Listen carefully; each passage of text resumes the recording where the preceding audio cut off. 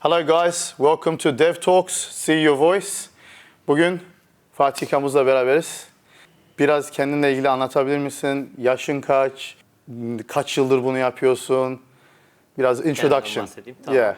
Adım Fatih Kamuz, 25 yaşındayım. Adanalıyım, doğma büyüme Adanalıyım. Çukurova Üniversitesi Beden Eğitimi Öğretmenliğini bitirdim. Aynı zamanda yüksek lisans yapıyorum. Yani yapmış olduğum iş üzerine kendimi geliştirmek istiyorum bilimsel anlamda da. Yaklaşık 12-13 yıldan beri profesyonel anlamda milli sporcuyum. Bu işi 15 yıldan beri yapıyorum. Bunun 12-13 yılı profesyonellikle geçti, milli sporculukla geçti. Spor hayatıma bilek güreşiyle başladım. 2013 yılında, 14 yılında Türkiye şampiyonluğuyla başladım. Bu süre gelen devamlı geldi. Avrupa şampiyonlukları, dünya şampiyonlukları, sayısız Türkiye şampiyonlukları. Artık bilek güreşinde top noktaya ulaştım. Ama bilek güreşi branşının şöyle bir bana göre dezavantajı vardı. Çünkü ben artık Avrupa ve dünya şampiyonu olmuş bir sporcuydum. Avrupa ve dünya şampiyonu olmuş bir sporcu her zaman olimpiyat şampiyonluğunu ister, olimpiyatları ister. Yani iyi bir sporcu her zaman olimpiyatları ister. İyi bir sporcu olduğumu düşünüyorum. Ben de olimpiyatlara gitmek için şöyle bir baktım. Bilek güreşi branşı maalesef ki olimpik bir branş değil. Biz bedensel engellerde paralimpik diye geçiyor bu. Paralimpik, yeah. Paralimpik bir branş olmadığı için kendimi başka bir branşa atmaya Dur, bilek güreşi paralimpik değil. değil. Sen şimdi bedensel engel olmayan insanlarla mı yapıyorsun? Ben normallerle de yarışıyorum, bedensel engellilerle de yarışıyorum. Yani hem sen olimpik değil full- hem paralimpik değil. Full kategoride. Evet, full kategoride. Her ikisinde de benim şampiyonluklarım var. Hem şeyde de var. Normallerde hem bedensel engellilerde var. İkisinde de var. Okay.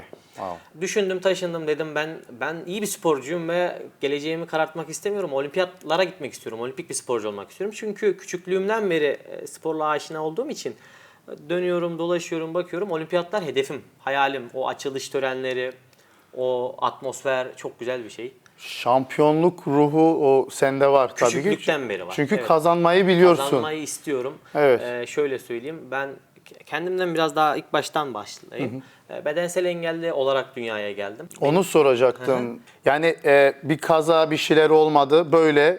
Şöyle, anne karnında oluşan folik asit eksikliğinden kaynaklı bir bel açıklığı oluşuyor. Bunun adı, yani genel hastalığın adı meningomiyelöse. Belimde bir, sırtımda bir açıklıkla, yarayla doğuyorum ben. Okay.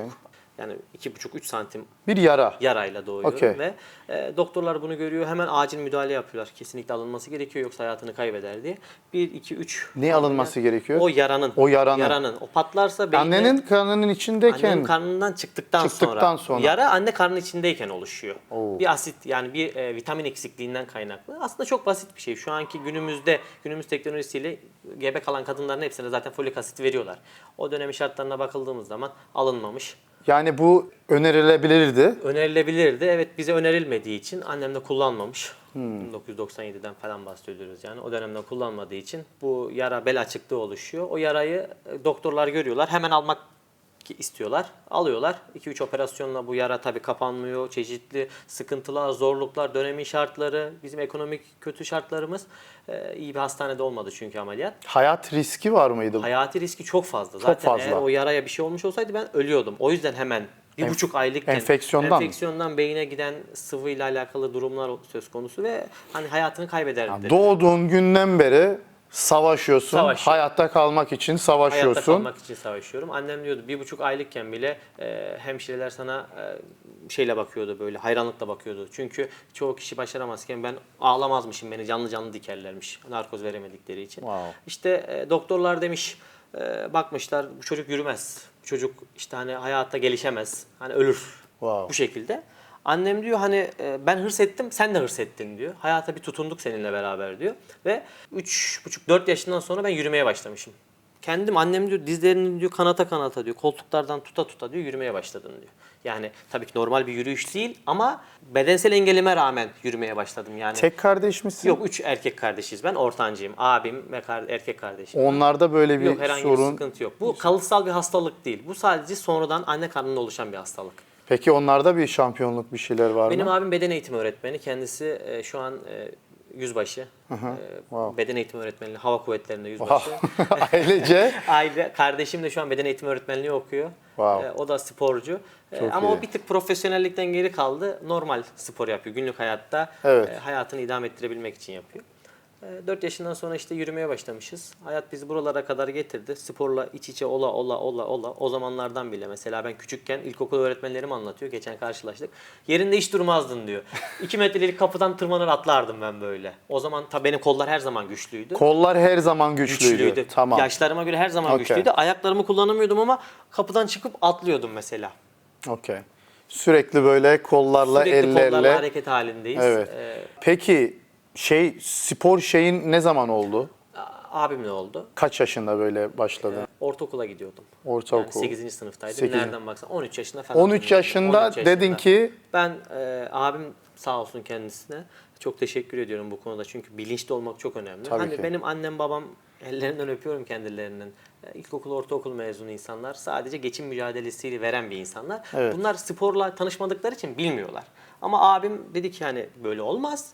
Bizim spor yapmamız gerekiyor. Kendisi zaten Ne kadar güzel spor bir şey ya. futbolcuydu. Beni aldı elimden tuttu. Beraber fitness'a başladık. Vücut geliştirmeye başladık. Zaten ben bir tık normalleri yaşlılarıma göre güçlü bir çocuk olduğum için üst ekstremitem her zaman güçlüydü benim. Antrenman yaptık beraber. Sonra bir gün bir yerde bilek güreşçisi bir arkadaşla tanıştım. Çocuk dedi ki ya işte ben bilirsiniz zaten ilkokuldayken, ortaokuldayken Hep- herkes yapmıştır, birbirini Evet. test etmiştir. Gel bir bilek güreşi Evet. yapalım. İşte sen ne Güç kadar öyle güçlüsün. ölçülüyormuş. Evet yani güçlü. Ben sınıfımdaki herkesi yenerdim. İşte dedi ki çocuk ya bak güçlü bir çocuksun. Bunun dedi yarışmaları var. Gel katılalım. Orada da o çocuk bana ön ayak oldu. Hani nasıl yaparız işte ben hiç katılmadım bilmiyorum dedi. Sen gel yeter ki gel. Sağ olsun yine abimle birlikte buradan ilk yarışmaya gittik. Karabük'e gittik. Buradan ta otobüste Karabük'e gittik. Yarışmaya katıldık. Katıldığım ilk yarışmada sağ sol Türkiye şampiyonu oldum. Direkt girdin, şampiyon oldum. Zaten herkes dedi ki hani sen nereden geliyorsun, kimsin? Daha ilk defa seni buralarda görüyoruz. İşte kendimizi anlattık, tanıttık biraz. Ama ilk yıl maalesef milli takım almadılar beni. Şans eseri tesadüfen olduğumu düşündüler. Tesadüfen Wow, şampiyon olduğumu öyle düşündüler. tesadüfen şampiyon olduğunu düşündüler. Beni milli takıma almadılar. Kendileri de biliyorlar yaptıkları hatayı. Ondan sonraki süreçte tekrar çok daha bir azimle, her zamanki gibi yani ben azimli bir insanım şu anda öyle. Azimle gittim. Farklarla bu sefer. Tabii ki bu sefer daha kata üstüne. Evet. Çünkü o zaman bir şey bilmiyordum. Şimdi artık böyle bir branşın olduğunu biliyorum ve yarışma kurallarını, nasıl antrenman yapılması gerektiğini Demin geçen antrenman- seneye göre daha iyi öğrendim. Daha iyi gittim. Bu sefer eze şampiyon oldum. Sağ sol yine namağlup. Deminki antrenmanımızdan zaten gördük, biraz bize gösterdin. Bir böyle yarım santim bile eline oynatamadım. Yani o tamamen böyle zaten buradan başlıyor senin şeyin. Kas grubu. Ya inanılmaz bir şey. Yani biz burada Türkiye'ye geldikten sonra herkes bilek gücüyle ölçüyor gücünü.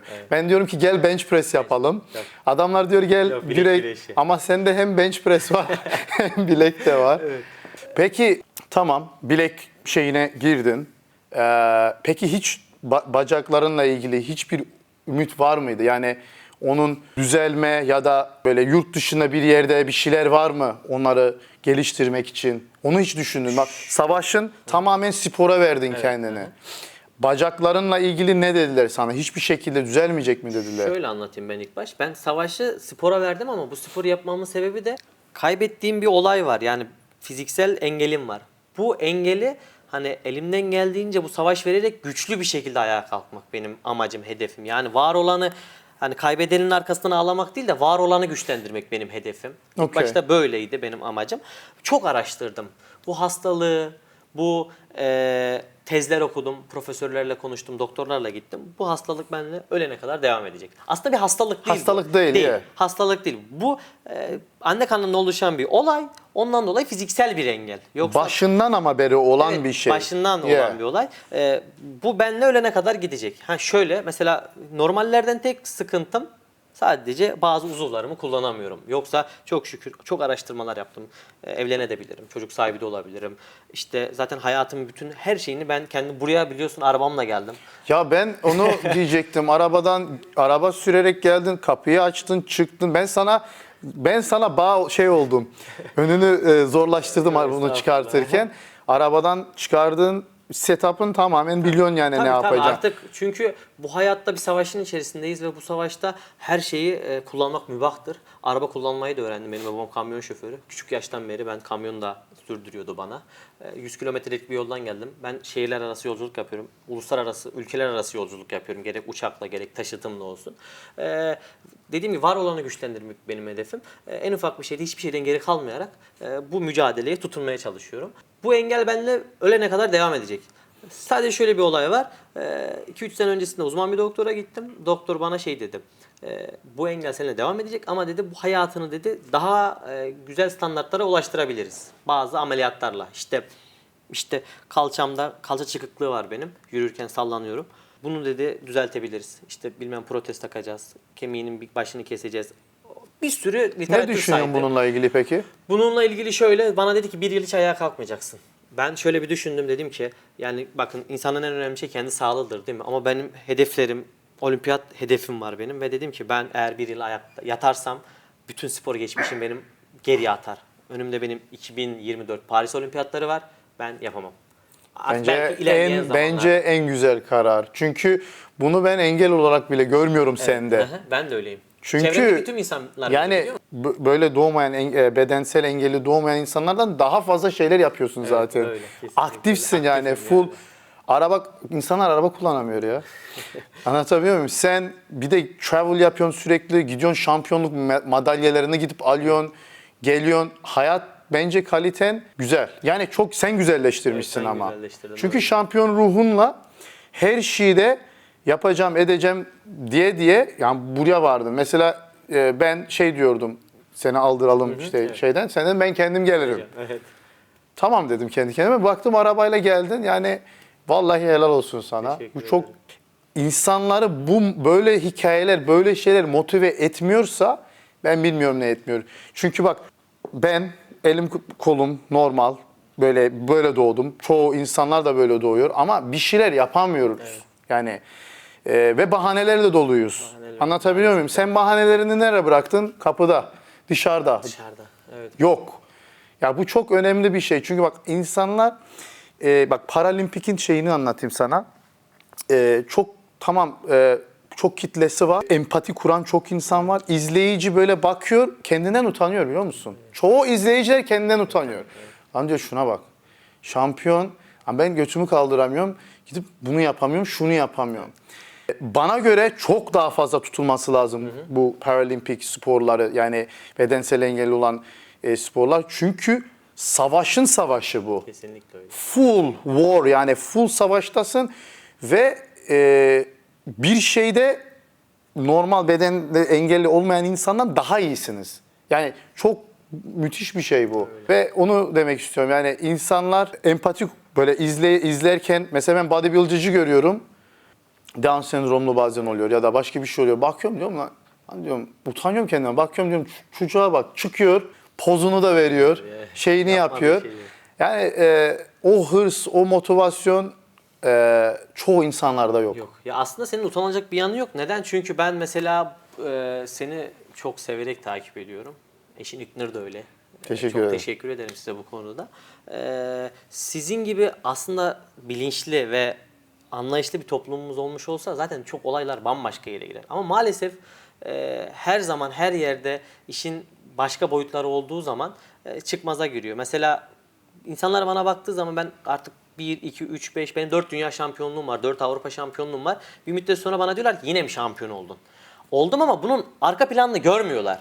Ben burada ne maddiyatsızlıklarla ne zorluklarla, ben zaten hayata karşı bir savaş içerisindeyim. Bir de insanlar karşıma engel koyuyor. Hani şu anki günümüz şartlarını zaten biliyorsunuz, her şey çok kötü durumda. Daha da hani inşallah iyi şeyler olur diye umuyorum ama İnşallah. bakalım.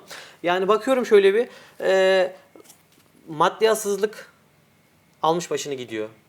Yani sporun insanlara ulaşma kitlesi azalıyor artık. İnsanlar yani sporla bilmiyorlar, bilinçsiz yapıyorlar. Ya bunlarla savaşıyorsun, bir de tutuyorsun bilinçsiz, anlayışsız insanlarla savaşıyorsun. Ben bu zamana kadar mesela şu an ben bazı şeyleri aştım. Çoğu şeyi aştım. Olgunluğa eriştim. Ama ya erişemeseydim, mesela ben 15 yaşındaki kafamla şu anki kafam bir değil. 15 yaşındaki engelli Fatih'le şu anki bir değil. Ben şu an engelli olarak görmüyorum. Ama 15 yaşında çocuktum, daha ergendim, bilmiyordum. İnsanlar benim önümü yine kesmeye çalışıyordu. Sen Nasıl engellisin, ya, nasıl? ne işin var? Ya geç otur oturduğun yerde. Allah Allah. Bu şekilde çok insan vardı çevremde. Çok. Ya hani tamam geç otur otur ne spor yapıyorsun? Bu şekilde olan çok insanlar biliyorum yani. Hani ben savaşçı ruhumla kazandım ama kazanamayan birçok daha insan var. Mesela geri planda kalan. Ya Bunlar da şimdi bak çok rahatlıkla, kolaylıkla ağzından çıkıyor bir kelime. Diyorsun ki 4 dünya şampiyonluğum var. Evet. Dünya şampiyonluğu ciddi bir şey. Evet. Dünya şampiyonu. Türkiye şampiyonu var, Balkan şampiyonu var, Avrupa dünya şampiyonu ya. Sen bunu rahatlıkla böyle şey gibi diyebiliyorsun. Bunu hala insanlar konuşuyorsa yani bu gerçekten ciddi bir sıkıntı. Konuşuyor. Çünkü dünya şampiyonu. Evet. Yani benim için herhangi bir şampiyonluk da büyük bir şey, büyük bir başarı. Bir de bu bilek güreşinde Bilek bir de güreşinde. sen Para atletizme geçmek istiyorsun. Orada bir sıkıntın var diye Var, evet. biliyorum. O da Paralimpik'te Şahin kullanıyorsun. Ferrari'lere karşı. Ferrari'lere karşı Şahin'le yarışıyor. Evet. Ferrari'lere karşı Şahin'le yarışıyor. Evet, Arkadaşlar yani bunu biraz anlatabilir misin bize? Ben şöyle şuradan gireyim olaya. Ben dünya şampiyonu olduktan sonra olimpiyat süreci istiyordum. Şöyle bir döndüm, dolaştım, baktım. Dedim ki ben ne yapabilirim? Bu branşta da Yetmiyor değil mi? yetmiyor kesinlikle. Tamam, Yetmiyor. okey. Kesmez beni çünkü. Hani artık üstüne bir şeyler katmam gerekiyor. Evet. Olimpiyat şampiyonu olursam onun da üstüne bir şey katacağım mutlaka yani. Evet. Rekor istiyorum yani. Dedim ben ne yapabilirim? Yıllardan beri tekerlekli sandalye kullanıyorum ve hızlı bir çocuğum, güçlü bir çocuğum. Bu branşta da Türkiye'nin ve Avrupa'nın en iyi antrenörü Adana'daymış sprint anlamında. Hem bedensel engellerde hem normallerde. Nuray ise bu kadına ulaştım. Dedim ki hocam benim durumum böyle böyle bana yardımcı ol. Kendisinden Allah razı olsun dedi ki hemen gel. İlk gün getirdi beni sandalyeye oturttu. Dedi ki sür bakalım bir arabaya. Kurslu bir şekilde sürüyorum ama kollar falan yine her zamanki gibi kesiliyor. Buralarımda da var zaten. Dedi ki dur sakin ol. İn arabadan indi nefeslen dedi ki kesinlikle sprinter olacaksın. 100 metre koşacaksın dedi. Çok güçlüsün ama mantıklı çalışmak gerekiyor. Çok önümüzde kat etmemiz gereken yol var ama başaracağız. Bu dediğim olay 3,5 sene 4 sene önce. Wow. 4 seneden beri ben 4 şu an yapıyorum seneden zaten. beri Her ikisini de yapıyorsun. yapıyorum. Her ikisini yapıyorum ama atletizme yöneldim şu an. Okey. Ben bir sandalyeye ta 2010 yılından kalmış bir sandalyeye vücut ölçülerime hiç uymayan kol uzunluğuma, Şahin dediğimiz. Şahin'den daha kötü. Toros da diyebiliriz hatta öyle söyleyeyim size. Kadın beni buna oturttu. Aylarca her gün antrenman aç kalıyorsun, yoruluyorsun, kolun kesiliyor, sakatlanıyorsun ama aylarca. Yani bir odun gövdesisin, kütüksün. O kadın beni aldı o kütüklükten parçalaya zanaatkar kendisi zaten ben ona zanaatkar olarak bakıyorum. Beni bir şekle büründürdü. Wow. Şimdi olimpiyat dereceleri vardır olimpiyatlara katılabilmek için. 100 metrede 14.70. Ben bu kadar kötü, bu kadar olumsuzluk her şeye rağmen 15 saniyeyi net koşuyorum. Yani 30 salise göz açıp kapayıncaya kadar olan bir salise gibi bir şey kaldı aramda. Ki antrenörüm beni gazlamak için söylemiyor. Kendisi her fırsatta dile getiriyor. Ne seni gazlamak için ne de seni hani böyle kandırmak için söylüyorum. Eğer ki altında vücut ölçülerine uygun yeni bir araban olsun, olimpiyatlarda final görüp madalya alacak bir sporcusun diyor. Ama Ben gerçekten de gerçekten öyle. bunu istiyorum. Ben günde literatüre belki aykırıdır ama 6 saate yakın antrenman yapıyorum. Sabah gidiyorum saat 8'de. Atletizm sahasını ben açıyorum. Başlıyorum. Turumu atıyorum 10 tur. Arttırmalarımı yapıyorum. O günkü antrenman neyse 1-2 saat onu yapıyorum. Çıkıyorum. Öğlen yemeğimi yiyorum. Hop ikinci antrenmana. Bu nereden baksanız her gün bu şekilde. Hayatın devam ediyor. sadece bu. Hayatım sporla ilgili. Annemi, babamı, kardeşimi, sosyal aktivitem yoktur benim. Arkadaşlarım benlerle kızarlar, küserler. Niye bizde çıkmıyorsun? Hadi gel altında arabam var falan. Ben eğlence için istemiyorum diyorum mesela. Gece hayatım yoktur. Mesela ben beslenmeme o kadar dikkat ederim ki insanlar benim yanımdan tiksinerek giderler. Yumurta, yulaf, muz bunu yerim. Ya bu nasıl hayat derler bana.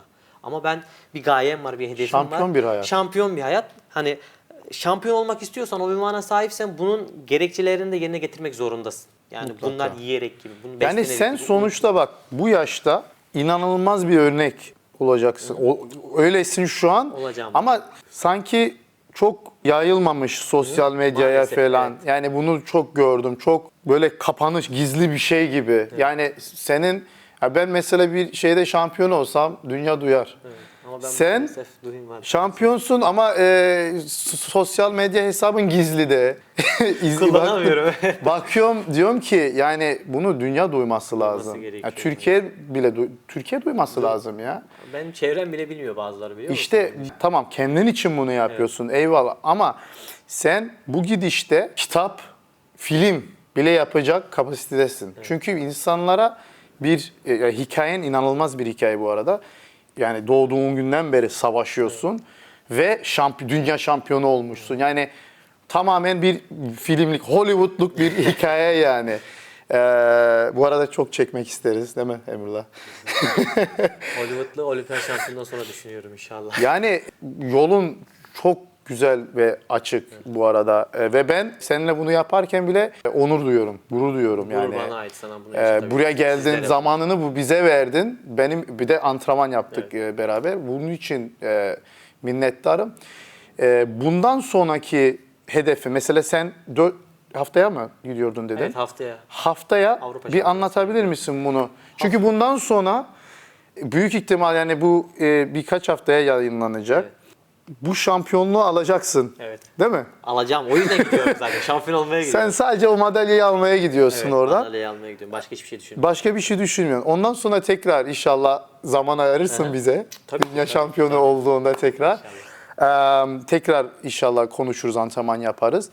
Onu anlatabilir misin? Ne yapıyorsun? Şimdi onun için ne hazırlıklar yapıyorsun? Gününü bana bir hızlıca böyle bir özetle bro. Pazartesiden pazara hızlıca böyle aynı şeyleri aynı günde yapıyorsan atlatabilirsin. Off day'inde bile ne yapıyorsun onu duymak istiyorum. Maalesef bizim off'umuz sadece pazar günleri oluyor. Ondan bahsedeyim. Pazartesi günü fix zaten, benim genel anlamda hep böyle oluyor. Şu an yarış döneminde olduğumuz için çift antrenmandayız. Sabah 8'de kalkıyorum. Ben bilek güreşi Avrupa Şampiyonası'na gideceğim, Moldova'ya. Ama bilek güreşi Avrupa Şampiyonası'na gidecekken bile atletizm için çalışıyorum. Sabah gidiyorum. Sabah 8'de kalkarım. Yüreğir atletizm pistinde ben açarım. Beraber oranın görevleriyle. Başlarız ısınmaya, lastiklerimizle ısınırız. Normal o günkü antrenmanımız neyse, örnek veriyorum. Pazartesi günleri tur antrenmanımız oluyor. Tur antrenmanımızı yaparız. Bu yaklaşık 2 saat, 2,5 saate tekabül ediyor. Hemen ardından alırım yulafımı. Annem sağ olsun sabah kalk uyanmadan ben önce yulafımı hazırlar. Yumurtamı haşlar, yanına muzunu doğrar. Vitaminlerimi koyar, supplementlerimi. İşte C vitamini, omega 3, multivitaminimi. Bunları alırım. Antrenmandan hemen sonra hızlı bir şekilde yer. Bunları içerim. Bir saat dinlenir. Ondan sonra hemen diğer antrenmana geçerim. Diğer Antrenmana geçerim. Diğer antrenman da yaklaşık bir 2-2,5-3 saat sürer. Sonra yemek. Sonra yemek. Ne yemek yiyorsun? Ondan sonra ben şu an diyet dönemindeyim. Bizim Diyet bisiklet dönemi. sporcusu olduğum için ben 10 kilo verdim. Wow. 60 kiloya kadar düştüm. Bu işte o kadar ters ki bilek güreşiyle atletizm. Birisinde itiş yapıyorsun, birisinde çekiş çekiş yapıyorsun. yapıyorsun. Ben Türkiye Şampiyonası'na gittiğimde hiç antrenman yapmadım. Namağlup Türkiye şampiyonu oldum. Yenilgisiz sağ solda. Avrupa'da da öyle olacak inşallah. Gittim işte. Diyet dönemindeyim. 10 kilo verdim. Şu an yarış antrenmanlardan sonra gidiyorum. Yağsız, çok az tuz, basmati pirinç, 100 gram, 150 gram. Haşlanmış tavuk, tuzsuz. Yanında bol yeşillik, salata. Bunları yiyorum. Üstüne gece yatmadan önce vitaminlerimi alıyorum. Kaçta yatıyorsun? Kaçta? 11'i geçmiyor. 11'i geçmiyor. Evet. Benim arkadaşlarımın hepsi dışarıda. Hadi Bir, gel, iki, dışarı 12. gel. İşte dışarıda yaşıyor, ben gelmiyorum. Hiç öyle bir dönemin oldu mu? Parti, içki. Hiçbir zaman olmadı. Olmadı. Hiç, ben dedim ya size, ben 13-14 yaşından beri başladım. Evet. Dışarı çıktım. Benim en fazla yaptığım aktivite arkadaşlarla Mersin'e gitmek oldu. Orada oturup onlar içki içer. Ben yine orada mesela onlar içki içerken ben şey yaparım mesela. Bana hemen şey alırlar. Meyve suyu falan da değil, örnek veriyorum. Sade soda alırlar. Böyle içerim Çok yani. güzel Her bir zaman örneksin. böyle. İşte bazen hayatın tadını kaçırdığımı mı düşünüyorum bilmiyorum Hayır. ama o kürsüye çıktıktan sonra her şey gözünüz önünde bitiyor, biliyor musunuz? İyi ki yapmışım diyorsun. Bunca zorluk çektim. Sözünüzü çok kesiyorum. Bunca zorluk çekiyorum mesela. Ama bunca zorluğu çekmemin tek bir gayesi var. Şöyle düşünüyorum. Eğer ben bu zorlukları çekmiş olmasaydım bu başarılarının bir anlamı olmayacaktı. Bu başarının bir tadı gelmeyecekti, olmayacaktı. Benim hikayemi biraz anlatayım hızlıca. Tabii. Benden de bir şeyler olurdu aslında ama ben genç yaşta 13 yaşında içkiye başladım. Sporu da çok severim. Spor boks yapardım. Elimi kırdım. Buradan buraya dikiş var. İşte bizim orada çok sokak kavgaları olur. Çok kavga ederiz Avustralya'da. Her şey kavga, her şey bir savaş, bir kavga. Şimdi bir yere varıyorum. Sonra arkadaş dediğin o, işte şampiyonun ruhu bu. Ben o arkadaşlara doğru gidiyordum. O içkiye doğru gidiyordum. O kötü alışkanlıklara doğru gidiyordum ve her zaman o noktaya gelmeye çalışırken bir tokat geliyordu üstten ve orada kalacaksın diyordu. Ne yaparsam ne edersem bir zirveye geldiğimde bir yerden bir tokat geliyordu. O yüzden bak, şampiyon olmak çok ayrı bir şey. Bak, yıllarımı kaybettim diyorsun ya. Mesela ben şey olarak görüyorum. Ben yıllarımı kaybettim aslında. Ben o partiler, karı kız, o eğlencelerle diyor insan işte doydum hayata falan. Ama yani keşke demeyeceğim. Çünkü o ben demek ki o değilmişim. Şampiyon değilim. Yani hayatımın yolu farklı bir şey, başka. Şampiyonun yolu belli. Senin gibi o yolda kalan bir insan. Tabii ki. Ve mesela futbolcularda da bunu çok görüyorum. Başarı oluyorlar, bir noktaya geliyorlar, sonra bozuyorlar, dağıtıyorlar. Bunu tek dağıtmayan kişi Ronaldo ve Messi. Messi, tabii. Hayatımda Onlar gördüğüm dikler. efsanelerin efsanesi. Mesela Ersin Adaklı gibi 20 yıldır zirvede. Hiç çıkıp gidip dağıtman mı? Yok. İşte bizi bozan şey o dağıtma olayı, toparlama. O kadar kötü ki ben yaptım onu bro. Ben biliyorum. Ve belirli bir süreden sonra çok içtiğinde, çok o gece hayatın olduğunda toparlama o kadar zor oluyor ki. Hissediyorsun, diyorsun ki ben eskisi ben değilim. Ruhun gidiyor ya. Tabii. Kesinlikle. O yüzden hiçbir şey kaçırmamışsın. En güzel günlerim bunlar. Yani bu şekilde son gaz. Ben de öyle düşünüyorum. Geçmişe dönüp baktığım zaman iyi ki yapmışım diyorum. Daha diyeceğim dönemler de gelecek. Ve şuna da inanıyorum. Mesela zorluklar çok böyle diyet, açlık, zor antrenmanlar. Artık bir yerden sonra diyorum ki ya yeter. Yeterse yeter, artık benim de canım var. Buraya kadar geliyorum. Ondan sonra diyorum ki başladığın şeyi unutma. Ne için başladığını unutma ve bakıyorum geriye dönük daha çok gidecek yolum var. İşte bir şampiyonun şeyi bu. Böyle şeylerle çalışıyorsun. Böyle şeylerle savaşıyorsun. Mentalite anlamda çok yoruyoruz. Evet. İnanılmaz. Süre antrenman olacağım dönemlere geliyorum bazen. Çok, çünkü 1,5 yıl aralıksız antrenman yaptığım günleri biliyorum ben. Artık delirecektim yani. İnsan görmüyorum. Sadece spor salonu, atletizm. Hep aynı insanlar, ağırlıklar. Bu şekilde yani. Sinir bozucu ama o her şeyi sildiğinde, o hedefe sadece odaklandığında biliyorsun ki bunların hepsi beyaz ses diyoruz. White noise. Yani geçici şeyler. Ve hedefim tam orada. Oraya ulaşmaya çalışıyorum. Bunu en iyi şeyde yaşamıştım. 2019 Dünya Şampiyonası'nda 55 kilo yarışıyorum. Ama öyle bir formdayım ki ben 55 kiloyum. Karşımdakiler böyle sanki çocuk gibi kalıyor. Ben çok iri yarıyım ama her yerim paramparça. Çok iyi form yakaladım. Ama çok son 10 gün, 15 gün artık ben koşmaya başlamıştım. Koşu bandında zayıflayabilmek için bu halimle. Koşu bandında. Zaten ondan sonra çok hastalık geçirdim. O yüzden osteomelit, kemik enfeksiyonu falan yaşadım ben geçen sene. Bayağı sıkıntılı süreçler. Onu yapmaman Atlattık. lazım değil mi? Yapmaman lazım. Atlattık tabii onu. Bu engelimle alakalı bir durum. Sonra tartıdan çıktık. Yemek yemeye başlıyorum. Şükür diyorum. En son şöyle bir baktım. Dünya şampiyonu oldum. Türk bayrağını kaldırdım mesela. Madalyamı taktılar. İstiklal Marşı'nı tüm herkes ayağa kaldırıp okutuyorum. Dedim ki ya iyi ki yapmışım ya. Ya iyi ki yapmışım. Nasıl bir Şimdi şey ya? yani Onun o gurur, oradaki o atmosfer. atmosferdeki herkesi ayağa kaldırıp o İstiklal Marşı'nı okutmak, karşıdaki insanların, takım arkadaşlarının sana gururla bakması, annenin babanın seni televizyondan gururla izlemesi. Şöyle bir baktım, dedim ki az bile yapmışım ya. Daha önümüzdeki Daha seneler daha fazlası, fazlasını daha yapacağım. fazlası. Daha fazlasını Sen de yapacağım. böyle resmin var, böyle madalyalarla dolu, böyle yapıyorsun. İnanılmaz bir resim. Yani wow. Ben inceledim, bayağı profilini inceledim. Daha çok yaşından dolayı daha çok başarılar önünde var. İnanılmaz. Çünkü öyle bir hırslısın ki ve şu an mesela formunda değilsin diyorsun. Evet, şu an zayıflama diyet dönemindeyim. Çok zayıfım. O kompleksi ben anlıyorum. Yani formumda değilim ha. Yani beni bir iki hafta sonra gör. Onları çok iyi biliyorum. Sporcuların hepsinde var. Her zaman formunda değiliz biz. Her zaman.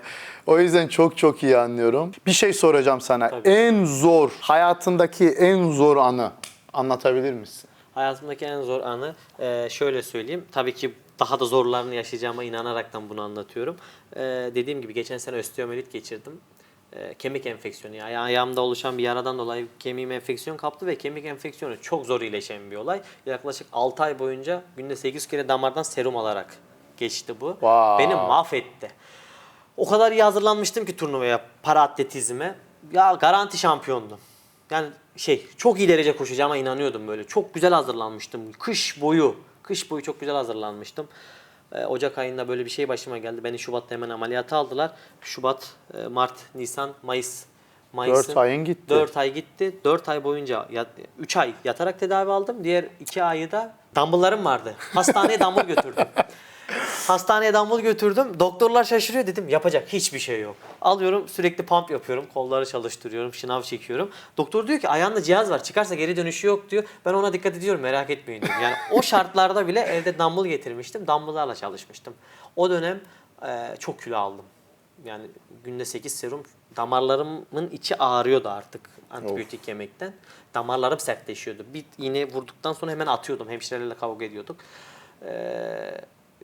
Bir ay sonra bir Türkiye şampiyonası oldu. Wow. O Türkiye şampiyonasında Türkiye şampiyonu oldum ama bir rakip vardı. Bana kıl payı. Yani ben geçtim onu ama hani normal şartlarda ben bu süreci yaşamış olmasam yanıma yaklaşamaz.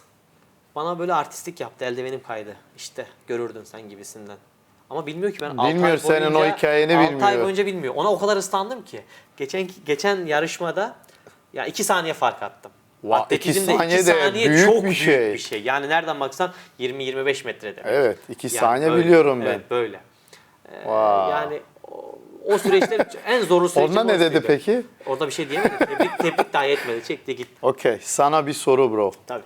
Sevgilin var mı? Evet, var. Kaç yıldan beri? Uzun yıldan beri. Uzun yıldan. Bayağı uzun yıldan beri sevgilim var. Ben ona, kendisine çok teşekkür ederim. Çünkü her şeyden önce yani benimle sevgili değil de benimle bir arkadaş gibi. Yani çok yakın arkadaşım. En yakın arkadaşım kendisi. Bir şey diyeceğim, sözünü keseceğim. Onun da ayrı bir hikayesi var seninle sevgili olmak. Senin bütün psikolojik şeyin onu da her türlü... Ona çok etkiliyor. Onu çok zorluyorum. Evet. Onu inanılmaz zorluyorum. Çünkü bu işin mesela ya şimdi bir görünen kısmı var, bir de görünmeyen kısmı var. Biz işte kız arkadaşımla görünmeyen kısmını yaşıyoruz. Çünkü dediğim gibi bir müddet sonra sevgi çok güzel bir şey. Evet, ama mesela zaman geçirmek var. İşte bazı şeyleri yaşamak var. Ben spora çok fazla zaman ayırdığım için bir tık geri planda kalıyorum. O nerede oturuyor işte onun Adana'da. içinde? Yok şeyin, He. o senin hayatının içinde Hayatım- nerede oturuyor? hayatımın içinde şöyle. Kaç saatini verebiliyorsun? Ne kadar zamanını verebiliyorsun? İşte ben bu konuda mesela müzdarip biraz. Biraz bu konularda sıkıntı yaşıyoruz ama şampiyon olduktan sonra hepsi geçiyor, biliyor musun? Yani benim konusu değil, o konuda yani. Çünkü şampiyon olduktan sonra ya sen şampiyon oldun ya, önemli olan bu diyor benim için diyebiliyor. İşte- Vakit geçirebiliyoruz yani. Her gün olmasa da haftada 2 kez görüşüyoruz, buluşuyoruz. Benimki beni öldürür. Bak, Bunu şampiyon olmamanın şeyi bu. Şampiyon değilim Her gün ama her gün beraber olmam lazım. Şampiyonsan haftada Tabii bunu- 2-3. Ya şimdi şöyle, mentalite anlamında beni çok mutlu ediyor kendisiyle görüşmek. Çünkü insan bazen hayatın bunca uğraşından sıyrılıp yanına gitmek istiyor. Sohbet, muhabbet. Sevgilisin, hayatının Çok eşi önemli yani. bir şey bu Ortak ya. arkadaşın, hayat Evet. arkadaşın. Bir müddet sonra olay şeye biniyor. Mentalite anlamında çok yoruluyorsun. Ondan yardım bekliyorsun. O hep orada ama. Bunu çok seviyorum. O hep orada Wow. hazır yani benim yanımda. Evet. Mesela çoğu kişide bunca sene olmamın şeyi bu. Yani çoğu kişide olmayıp bunda olan bu. Ki hani bu belki bazılarına ağır bir kavram gelebilir ama yaşadık, biliyoruz. Fiziksel anlamda bir engelim var ve bu belki senin, belki diğer dışarıdaki bazı empati kurabilenler için normal bir şey ama bir kız için bir erkekle olmak sıkıntı. Bunu yaşadım, gördüm. Çok olay yaşadık zamanında, bırakılmak gibi. Ama ben şu anki hayatımda olan kız arkadaşımla çok uzun zamandan beri beraberiz. Beraber gezeriz, yeriz, içeriz. Benim yürüdüğüm zaman elim ayağım olur, destek olur bana. Yorulduğum zaman dinleniriz. Her şeyi beraber yaparız yani. Bu konuda kendisine çok teşekkür ediyorum. Yani hiçbir zaman eksikliğimi hissettirmedi bana bu konuda. Normal, zaten şampiyonluk çok zor. Bir de üstüne benim bu olayım eklendiği zaman bambaşka, çekilmez bir hal alıyor. Ama her şeye rağmen şu an beraberiz. İleriyi de düşünüyoruz bakalım artık. O da sonuçta o da bunu seçmiş. Tabii ki Onun seçmiş. için de bir seçenek, yani bir dünya şampiyonuyla olmak, bir de bedensel Engelli. ama Evet. hissettirmiyor hiçbir şekilde. Tabii ki. Ben mesela yeri geldiği zaman çok güzel kavgalarımızda yaşıyoruz. Yeri geldiğimiz zaman mesela olması gereken her şeyi yerinde yaşıyoruz ya zamanında. Wow. Onunla yaşıyoruz yani. Onu da seviyorum. Çok çok güzel. Ben duygulandım biraz bunda. Peki bir soru daha soracağım sana. İstediğin bir şey varsa dünyada, dünya şampiyonu deme bana, zaten dünya şampiyonusun.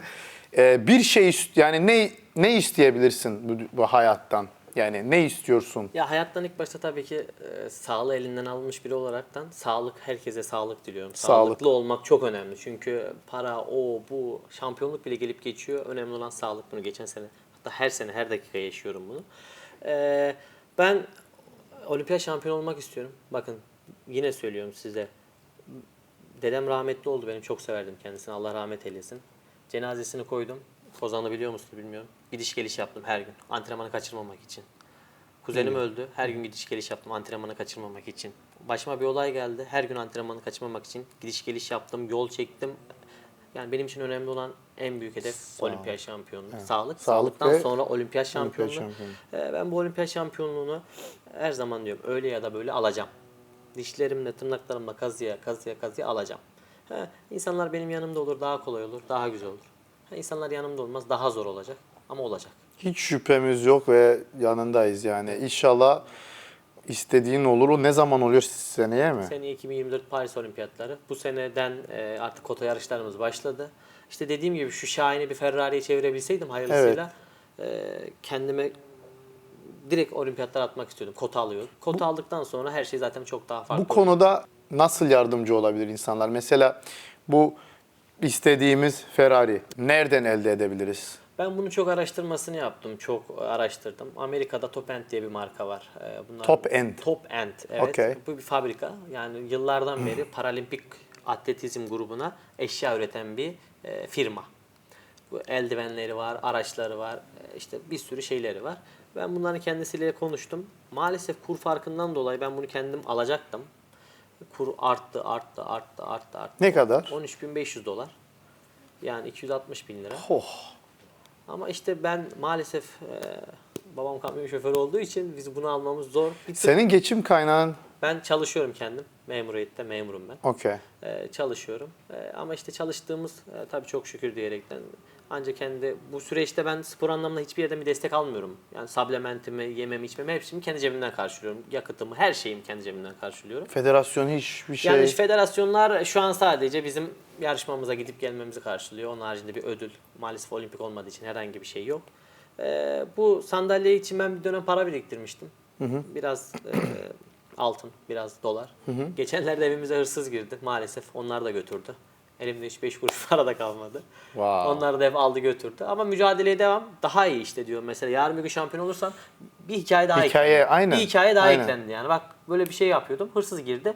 Bir zorluk daha eklendi ama bir tık daha güzelleştirdi. Evet. Mesela öyle romanlarda da böyledir. Nasıl hikaye derinleştikçe roman Aynen. o kadar güzelleşir. Bizimki de öyle. Aynen. Öyle. Bu arada da benim bağlantılarım çok var Amerika'da. O Top End'le ilgili bir duyuru yaparız. Çok iyi oldu. Birisi oradan yardımcı olabilirse ya da sponsor olabilirse onu tabii ki İngilizce yapmam lazım. Onu da yaparız. İnşallah güzel bir sonuç İnşallah. bekleriz onun İnşallah. için. Çünkü ben çok görmek isterim seni o Ferrari'de. İnşallah. O Ferrari'de hakkını veririz onu. O arabanın o zaman hakkını veririz işte. Evet. Ben ona inanıyorum yani. Bu kollarla, bu antrenman performansıyla iyi şeyler olacağına inanıyorum. Ülkemize o branşta hiç kimse madalya getirememiş. İşte sen Erkekler olarak. getireceğine Ben inanıyorum. getireceğim evet. Hani ben bazen bazı şeyleri de aceleye getirmeyi sevmem ama artık bir müddet sonra antrenman yaşım çok fazla olduğu için performansım pike ulaşmak üzere. Pike ulaşmadan ben bunlara ulaşmak Tabii istiyorum. ki. Çünkü pike ulaştıktan sonra artık zirvenin altına iniyorsun.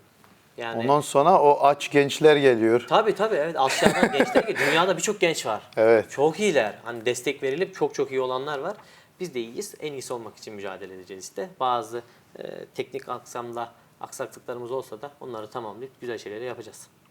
Okey. Bir şey demek istiyor musunuz son kez? Bir kapatmadan. Var mı aklında bir şey? Yani hep kendimden konuştum aslında. Yani bu ülkeyi seviyorum, bu gençleri seviyorum. İnanmak gerekiyor. İnsanların birbirine bakış açısını değiştirmesi gerekiyor. Empati kurmak gerekiyor. İnanın, başarının yarısı inanmaktır zaten. Devamı gelecektir. Yeter ki istediğiniz o yolda güzel şeylerle, bilimle, bilinçli bir şekilde devam edin hayatınızda. Mutlaka bazı şeyler güzel olacaktır sizin için. Bunu diyeyim. Buna da dünya şampiyondan duymak çok güzel bir şey. Teşekkür ederim. Ben teşekkür Onur ederim. duyduk, gurur duyduk Onur buraya bana geldiğiniz ait. için. Kısa zamanda tekrar görüşürüz. İnşallah görüşürüz. Güçlenmek ve kondisyon sahibi olmak istiyorum yani. Çok ağır çalışmışsan ya da ağır çalışıyorsan dinlenme süresini uzatabilirsin. En hızlı bir şekilde ileri gitmen gerekiyor. Rakiplerden daha iyi olman gerekiyor. I bring the pain, not what you used to. It's all part of the game. Yeah, I just gotta go hard. I just gotta go hard. Go hard, go hard. Hakemler bu şekilde tutturur. Kimse kimseye galip pozisyonuna başlamaz. Mükülme olmayacak. Hiçbir dümdüz şekilde, dümdüz herkes bir hazır şekilde. adil şekilde başlayacak. Ama ready go'dan sonra insanlar çok hızlı. Tutamıyorsun. Go dediği an Go dediği an patlıyorlar. Yani kol kıracak derecede patlıyorlar. O derece hızlı. Bu işte hız da önemli. Patlayıcı güç çalışmamızın bir sebebi işte de yaptığımız buydu. antrenmanlar Tabii yaptığımız şimdi. antrenmanın bir sebebi de buydu. okey. Buradan verdiğin zaman Kolumu kırmazsam Yok. sevinirim. teknikler vardır. Sen çok kasma, ben teknikleri göstereceğim. Tamam. Şimdi bilek güreşinde basınç tekniği deriz. Hook tekniği deriz bunu. Hook. Evet, hook tekniği deriz. Okey. Eklem atarız burada maç anlamında bu şekilde. Tamamıyla güce dayalı. rahatsız ediyor. Rahatsız ediyor ve güce Evet. dayalıdır. Bir de top roll deriz. Top roll. Evet, top roll. Yukarı doğru çekiş, elini bozarsın. Bu genelde daha çok maç atmak için. Mesela bu çok gücünü alır senin. 2-3 maçtan sonra artık çok güçlü şişersin. birisi değilsen şişersin ama bu daha teknik biridir. Vurursun geçersin. Saniyelik sürer yani. Genel anlamda Bu hareket bu içe büküş işte. İçe büküş. Bir de yan basınç hareketi. Yan basınç Bir de hareketi. yan basınç hareketi. Bu şekilde alırsın. Ne tam Böyle. böyle bükersin ne de tam çekersin. İçe büküp çekmiş olursun. okey. Tamam. Benim genelde maç tekniğim içe büküş, yan basınçtır. Alırım, yürürüm. Ha, yana çekersin doğru. direkt Tabii, sana. yana doğru yürürüm. Okey. Ben başlayayım. Bir tık Böyle dik mi? dur, aynen öyle. Kanadını al mesela, bak ben şu an çok kapalı duruyorum, sen açık duruyorsun. Buranı bastırma. Çünkü gücünü burada vermen gerekiyor. Gücünü burada hissetmeliyim, burada değil. Mesela bura böyle oynamalı. Kalkmayacak ama oynamalı. Mesela ver gücünü bana. Bak, gücünü ben şu an burada hissediyorum. Burada. Buraya ver gücünü. Çok güçlü bir adamsın, gördün mü aynı ağırlık kaldığında? Gücünü buraya, daha iyi. Evet. Gücünü burada. Bilek. okey. Go hard. Dur. Yapacağım ben bunu, dur.